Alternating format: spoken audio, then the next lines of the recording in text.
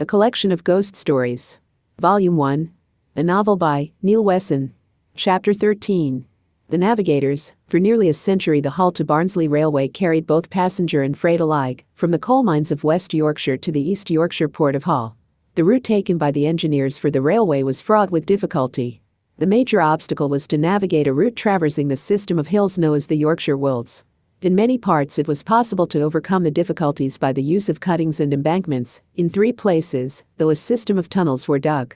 The longest of these was Drewton Tunnel, stretching 1¼ miles underground. Many of the men who worked on the project lost their lives through accident and decease. This short tale tells the story of just 2 of them who didn't die a natural death, but met their end in a more macabre incident. In the year 1883, a collection of Irish and English navvies gathered high up on the Yorkshire Wolds. The travelling village of tents was a sight to behold, for it was not only the rough and ready men of the railway company who camped high on the hill, but the women and children of their families. The construction of the line was a 5-year project. The workers couldn't expect any holidays. The money was too good for them to pass by taking any furlough. The work was hard, and the days were long. Every hour of the daylight was utilized to its maximum effect. The days and weeks merged into one. Now in the 3rd year of the construction, days and months didn't matter to the workers. Sleep, work, sleep, that's all they knew. Dates, on the other hand, mattered a great deal to the engineers running the project. These gentlemen were under constant pressure to keep on target and under budget. Now the real test of the workforce was to begin. A series of 3 tunnels had to be driven through the hills. To add to the complication, the top half of the tunnel was to be driven through clay, while the lower half would be cut out of chalk. The clay would pose no problem and would be excavated easily. The chalk, however, would have to be blasted out. At the start of the project, gunpowder was being used to blow out the cuttings. Powder was not a very powerful explosive. A decision was made to try a new type of explosive, nitroglycerin. No one realized how volatile this explosive was. Several men lost their lives transporting the liquid, not to mention in the mixing process. On the 1st May 1883, work commenced on the longest of the 3 tunnels, Drewton Tunnel, a whole 1.25 miles long. A series of shafts would be sunk along the line of the track to the correct depth. The tunnel would then be dug out in short sections linking the shafts. Each shaft also served the purpose as an exhaust chimney for the smoke and steam generated by the engines that would pass through. The night before the work on the shafts was due to commence, 6 men decided to sneak out of the camp to find some local entertainment. It was strictly forbidden for the men to leave the camp. They were being paid good money for their labors, plus the fact that bed and board were also provided. The company did not want the efficiency of the workforce compromised by into of alcohol. Despite this, these 6 men walked the 2 miles down into the village of Little Weighton, where the lights of the Black Horse Inn public house shone invitingly. On entering, the band of men were greeted with silence, while the locals eyed them suspiciously. The workmen on the hill were not entirely trusted. They were a law to themselves. Rumor was rife. Sheep and pigs were reported to have gone missing, and that was not to mention they were destroying the farmland of the surrounding area with their machines. "Evening, gents," announced the landlord in a friendly, booming voice. With the acceptance of the landlord to the strangers, the locals turned back to their drinks and conversations. Minutes later the 6 men were seated, while the publican carried a tray containing 6 pints of ale over to them. The navvies watched him approach. None of them had taken a drink for 1 year. He put the tray down on the rectangular table. "Cheers," said Seamus in his broad Irish accent. Seamus wasn't his true name. All the navvies had a by him as they were known. This was for any men who fell foul of the law. No one knew their companion's Christian name, or any other name for that matter. If they didn't know their name, it would make any prosecution impossible for the police. Around the table sat Seamus, an Irishman with the gift of the gab. He could charm the birds out of the trees with his stories, songs and jokes. Digger was a local man. No one knew from where exactly, but the East Riding twang in his voice gave him away as a native of these parts. 2 Irishmen sat next to him. Blaster, who had the job of handling the new explosive, and Boneman, such called because his previous job was digging graves in many of Dublin's cemeteries. The last 2 men were from either end of England. Piper was from the depths of Cornwall, while Miner hailed from the coal fields of the northeast. Each man devoured their drinks with intense ferocity. "You'll be wanting another?" asked the landlord, knowing the answer before it came. "Eh, bonny lad, keep 'em coming," replied Miner, wiping the froth from his top lip using his sleeve. "I've been waiting a long time for that, so I have," Blaster said, sitting back on his chair. "It sure is a fine drop of the ale, a gift from the Lord himself, wouldn't you say?" Seamus added to the compliments. Moments later a second round of drinks arrived at the table. "You men from the railway?" asked the landlord. "That's right, innkeeper," Digger replied. I hear you're digging a tunnel through the hills? Blasting a tunnel more like. Bowman told him in between mouthfuls of ale. Blasting, make sure you don't disturb Brother Samuel. He picks up the tray and turns to go back to the bar. Hold you still there, Miner called after him. What do you mean by that? He'll think Heaven Eye is coming to claim him once I get going. Laughed Blaster. This brother, does he live up on the hills? Seamus asked in a quiet voice. No, not live exactly, said the landlord. What then? You won't have heard the tale of Brother Samuel, I suppose. The landlord pulled up a chair and sat himself down.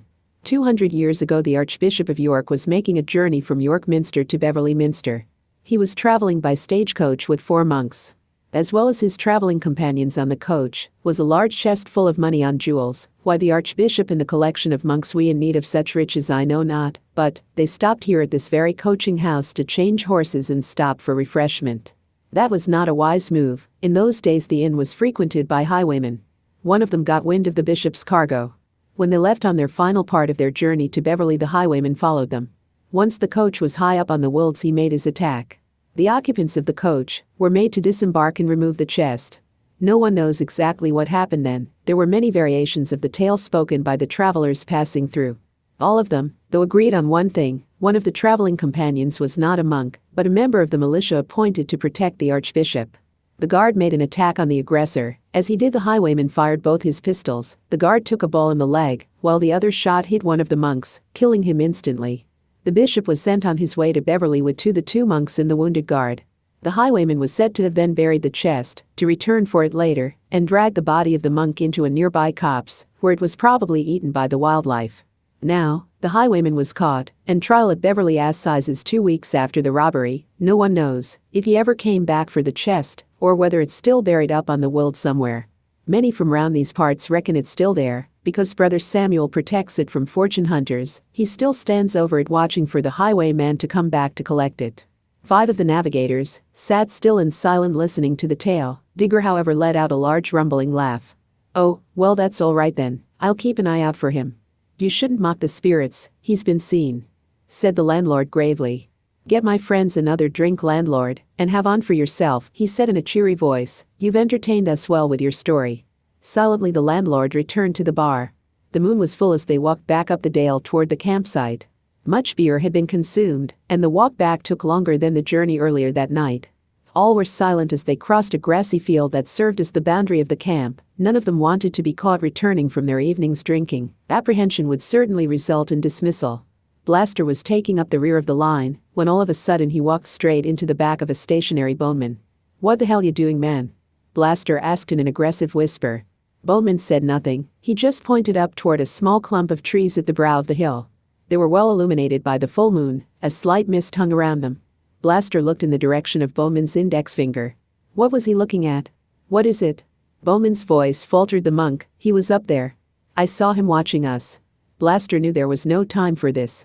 He pushed Bowman in his back. Go on, he said. Get up there before we're seen. You've drank too much, that's your trouble.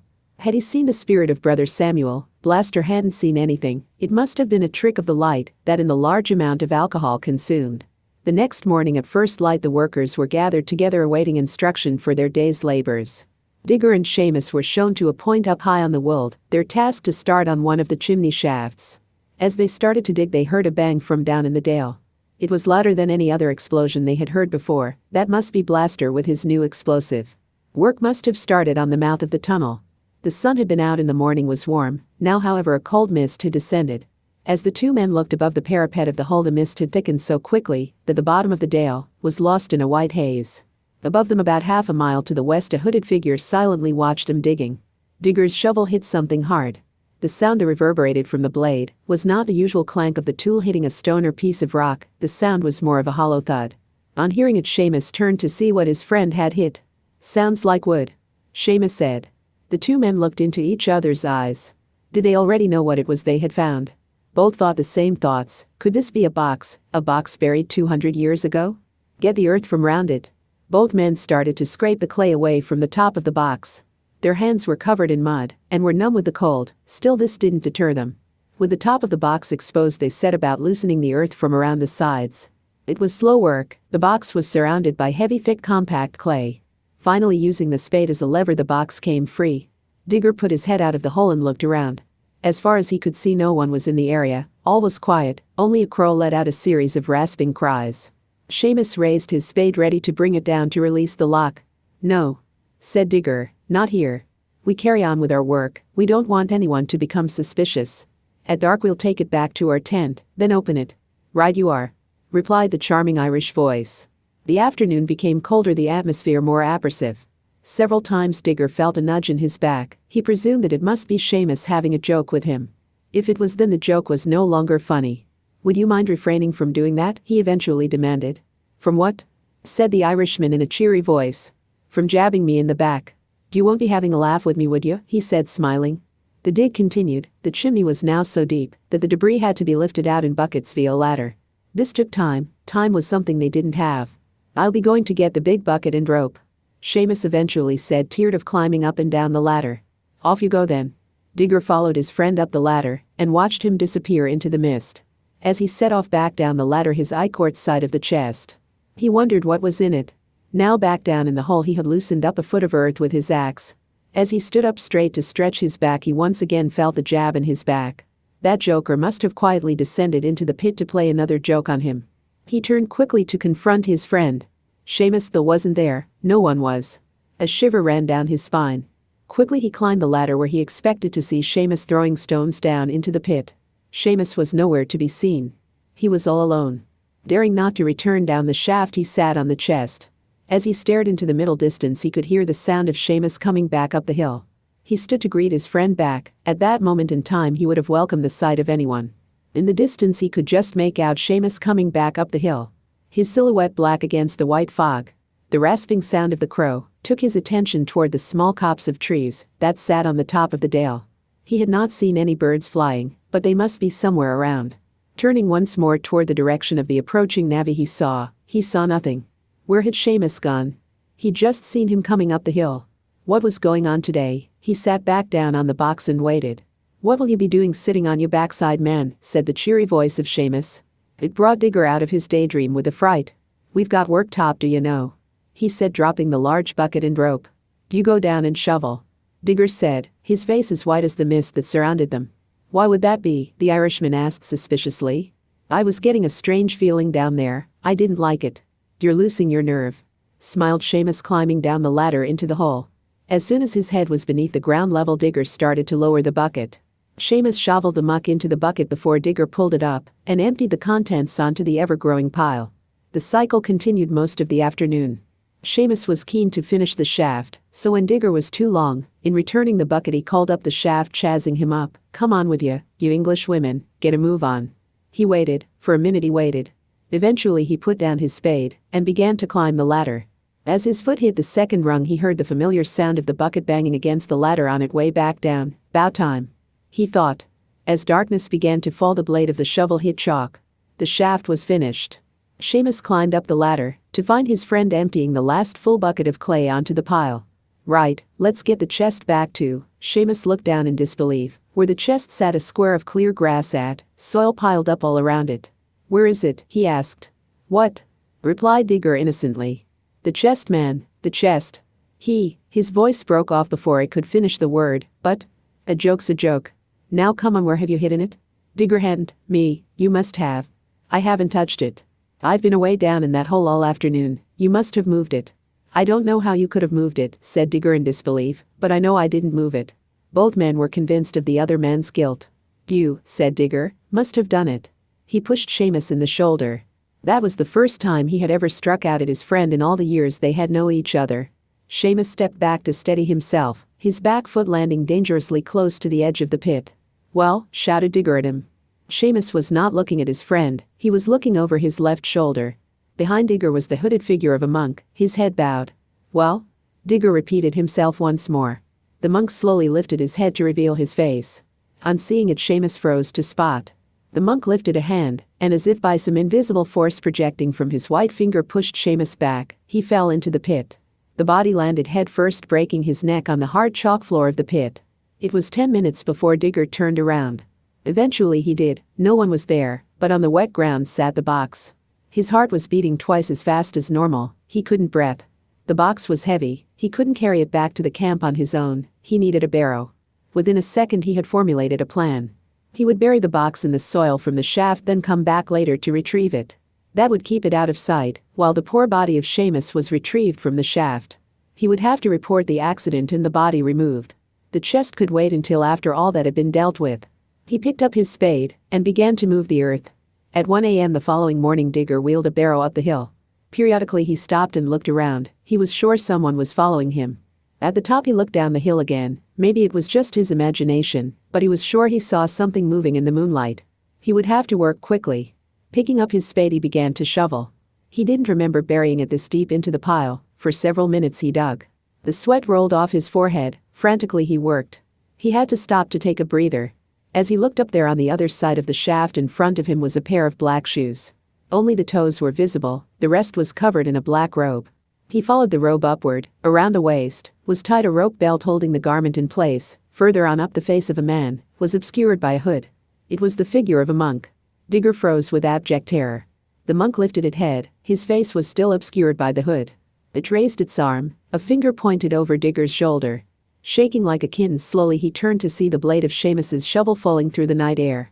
It struck him in the temple, killing him instantly. His dead body falling into the shaft. The end.